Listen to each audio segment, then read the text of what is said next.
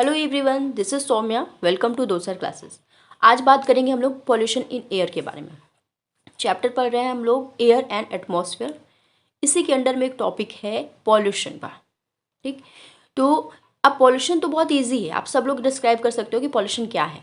But इसके under में भी हम लोग बहुत कुछ जानेंगे, जैसे एयर पॉल्यूटेंट्स क्या हैं और एयर पॉल्यूटेंट्स से होने वाले जो हार्म हैं लिविंग ऑर्गेनिज्म में, वो सब हम जानेंगे।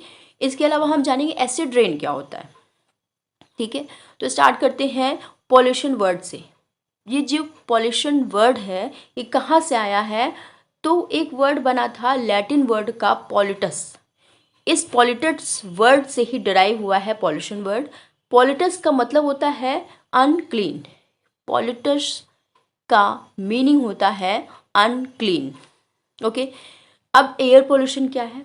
तो एयर पोल्यूशन ह्यूमन मेड या फिर नेचुरल कंडीशन सोर्सेस के थ्रू किसी भी तरह से जो फॉरेन पार्टिकल्स इंट्रोड्यूस होते हैं हमारे एयर एंड एटमॉस्फेयर में और हमारे लिए हार्मफुल होते हैं, यानी कि लिविंग ऑर्गेनिज्म के लिए वो हार्मफुल होते हैं, कहीं ना कहीं उनको इफेक्ट डालते हैं, तो उन्हें ही हम कहते हैं एयर पॉल्यूशन।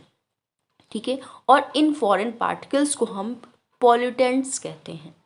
ठीक है, तो ये एक छोटी सी बात हो गई एयर पॉल्यूशन के बारे में। सोर्सेज ऑफ एयर पॉल्यूशन, क्या सोर्सेज है, कहाँ कहाँ से पॉल्यूशन ये फॉरेन पार्टिकल आते हैं? तो सबसे पहले बात करेंगे नेचुरल सोर्सेज की, फिर बात करेंगे मैन मेड सोर्सेज की। तो नेचुरल सोर्सेज के अंडर में आते हैं वॉल्केनिक इरप्शन और लाइटनिंग डिस्चार्ज। वॉल्केनिक इरप्शन क्या होता है? हमारी अर्थ के अंदर मिड वाला जो पोर्शन होता है उसमें पाया जाता है मैग्मा। मेंटल वाला पोर्शन में मैग्मा होता है, ऊपर क्रस्ट होता है, इसके अंदर में कोर होता है और बीच में पाया जाता है बहुत सारा मैग्मा, मेंटल पार्ट होता है। ये मैग्मा बहुत ही कह सकते हो आप सेमी सॉलिड कंडीशन में होता है और जलती हुई बिल्कुल आग होता है। ठीक है, जब बहुत ज़्यादा यहाँ पर हीट प्रोड्यूस हो जाती है अर्थ के अंदर, तो ये एक वे बना के अर्थ से बाहर निकल जाता है इस तरह। और जब ये अर्थ से बाहर निकलता है उसी को कहते हैं वॉल्केनिक इरप्शन। अब ये वॉल्केनिक इरप्शन जो होता है, जब भी कभी होता है, जहाँ भी होता है, तो उस जगह पे एक भारी मात्रा में पॉल्यूशन एयर पार्टिकल निकलते हैं बाहर। ठीक है, और वहाँ पे बहुत ज़्यादा एयर पॉल्यूशन होता है। ठीक है, इसके अंडर में SO2, H2S, CO, इस तरह की गैसेस बाहर निकलती हैं जो कि बहुत ज़्यादा पॉल्यूटेड करती हैं पूरे एयर एंड एटमॉस्फेयर को। ठीक है, अब लाइटनिंग डिस्चार्ज क्या है? तो लाइटनिंग डिस्चार्ज आप लोगों ने बात सुनी होगी, जब कभी बादल गरजते हैं बहुत तेज़ी से, क्लाउड्स में बहुत ज़्यादा आवाज़ आती है, तो कभी कभी लाइटनिंग हो जाती है, वहाँ पर एक लाइट जैसी तेज़ी से आकर अर्थ के अंदर धस जाती है, या फिर जो आसपास की चीज़ें होती हैं कहीं ना कहीं वो आग लगा देती है। ठीक है, तो ये जो लाइटनिंग डिस्चार्ज होता है ये भी एक तरह का नेचुरल प्रोसेस है, और यहाँ से भी एक गैस जो रिलीज होती है एज ए फॉरेन पार्टिकल, वो होती है सल्फर डाइऑक्साइड। ठीक है, तो सल्फर डाइऑक्साइड हो गया, हाइड्रोजन सल्फाइड हो गया, कार्बन मोनोऑक्साइड हो गया, सल्फर डाइऑक्साइड, ये सारी चीज़ें जो क्या है नेचुरल रिसोर्सेज से आती हैं। ये तो बहुत कम है, इसके अलावा भी बहुत सारे फॉरेन पार्टिकल होते हैं कार्बन्स के से और अदर गैसेस से रिलेटेड, जो कि हार्म पहुंचाते हैं हमारे एयर पार्टिकल्स को। ठीक है, नेक्स्ट बात करेंगे हम लोग मैन मेड सोर्सेज की। तो मैन मेड सोर्सेज मतलब कि हमारे थ्रू बनाया गया जो सोर्सेज है, हमारी वजह से जो भी पॉल्यूशन फॉरेन पार्टिकल जाकर एयर में मिल रहे हैं, उनको हम कहते हैं मैन मेड सोर्सेज। तो ये भी कई तरीके हो सकते हैं। एक तो आप देख सकते हो सामने व्हीकल्स, सबसे ज़्यादा आपके सामने आंखों के होता है व्हीकल से होने वाला बहुत ढेर सारा जो धुआं निकलता रहता है, तो उस धुएं के साथ साथ carbon dioxide, carbon monoxide, nitrogen dioxide, nitrogen oxide, ये सारी चीज़ें मिलकर बाहर निकलती हैं जो हमारे एयर को गंदा करती हैं, पॉल्यूटेड करती हैं। ठीक है, और दूसरी बात केमिकल इंडस्ट्रीज़।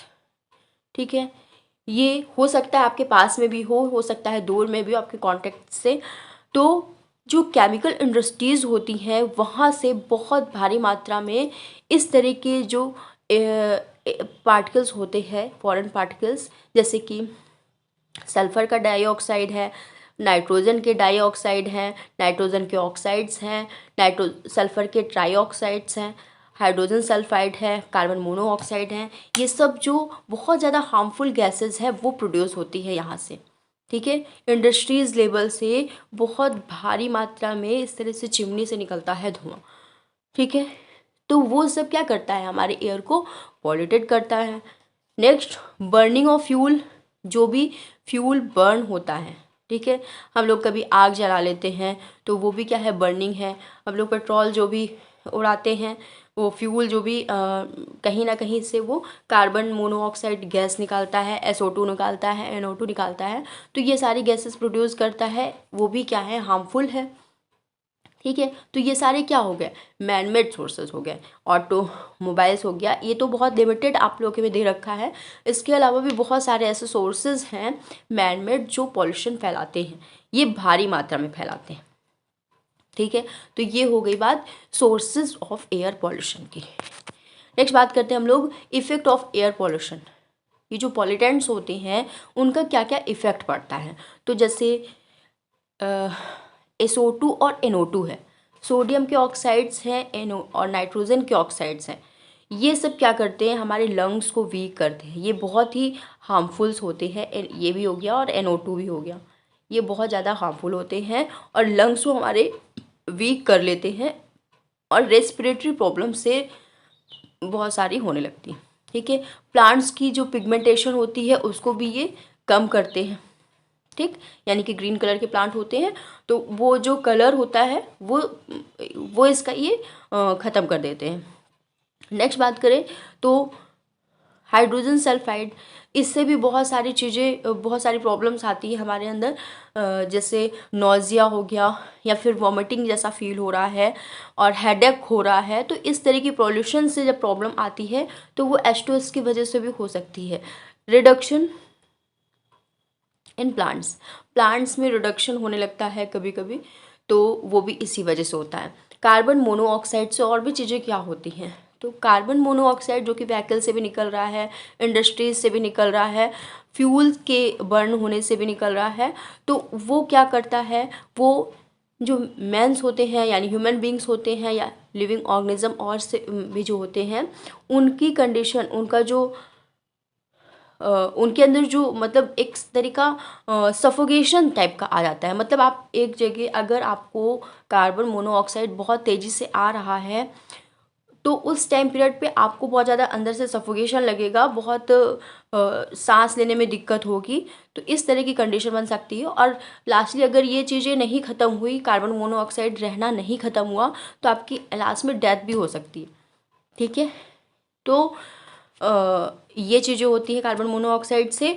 और प्लांट्स में वही क्लोरोफिल को वही नुकसान पहुंचाता है, क्लोरोफिल को ख़त्म करता है। ठीक है, अब ये जो CO होता है, कार्बन मोनोऑक्साइड होता है, एक चीज़ से और होता है, कभी आप लोगों ने सुना होगा, अगर आप रूम को बंद करके कोई बर्न हुआ है, कुछ आपने बर्निंग कर रखी है, वहाँ पर आग वाग जला रखी है और रूम बंद करके आप सो गए हो, तो वहाँ पर जो कार्बन डाइऑक्साइड प्रोड्यूस होगी साथ में वो कार्बन मोनोऑक्साइड का रूप ले लेती है। अब ये कार्बन मोनोऑक्साइड पूरी तरह से रूम में फैल जाएगी और उसके बाद आपको थोड़ी बहुत सफोकेशन होगी और हो सकता है आपकी नींद भी ना खुले, आपकी डेथ हो जाए, इतनी ज़्यादा हार्मफुल होती है ये। ठीक है, तो ये हो गई बात इफ़ेक्ट क्या क्या पड़ते हैं ये जो हार्मफुल पॉल्यूटेंट्स हैं इसके। नेक्स्ट बात करते हैं एसिड रेन। एसिड रेन क्या होता है, अगेन यही जो पॉल्यूटेंट्स हैं जैसे कि NO2 और SO2 जो हमारे नाइट्रोजन के ऑक्साइड्स हैं और सल्फ़र के ऑक्साइड्स हैं, यही हार्म पहुंचाते हैं और एसिड रेन बनाते हैं। कैसे, ये सारे जो पार्टिकल्स हैं ये जाकर एयर में बहुत सारे फिक्स हो जाते हैं और जब रेन होती है तो ये वाटर के साथ मिलकर, ये H2O के साथ मिलकर क्या बना लेते हैं, एसिड बना लेते हैं। कौन सा एसिड, तो SO2 बना लेता है सल्फ्यूरिक एसिड H2SO4 और NO2 बना लेता है नाइट्रिक एसिड HNO3। तो ये एक हार्श एसिड होते हैं, बहुत ही ज़्यादा नुकसान वाले एसिड होते हैं। और ये जब रेन के साथ अर्थ पे आते हैं तो हमारे अंदर बहुत सारी चीज़ें क्रिएट कर सकते हैं। मतलब आपके स्किन में अगर हल्का एसिड है तो वो ईचिंग करेगा, या फिर कभी कभी ऐसा भी होता है कि छाले भी पड़ जाते हैं। इनके अलावा बहुत सारी जो हिस्टोरिकल जो बिल्डिंग्स हैं उनको भी ख़राब करता है। आप लोगों ने सुना होगा ताजमहल येलो, जैसा उसके जो पत्थर हैं वो येलोइश हो रहे हैं, तो वो इसी वजह से हो रहा है कि पॉल्यूशन बहुत ज़्यादा हो रहा है। और रेन के साथ साथ जब ये पॉल्यूटेंट्स आते हैं नीचे एसिड बनकर, तो वो पत्थरों को ख़राब करते हैं। ठीक है, तो इसे ही हम कहते हैं एसिड रेन। ठीक है, जो एसिड के साथ में रेन मिलकर आती है उसे ही हम कहते हैं एसिड रेन। ठीक है, और ये बेसिकली दो ही चीज़ों से होती है, सल्फर और नाइट्रोजन के जो डाइऑक्साइड होते हैं, ट्राइऑक्साइड होते हैं, उसी से बनता है नाइट्रिक एसिड और सल्फ्यूरिक एसिड। तो ये एक छोटा सा टॉपिक था एयर पॉल्यूशन। आज के लिए इतना ही, थैंक यू।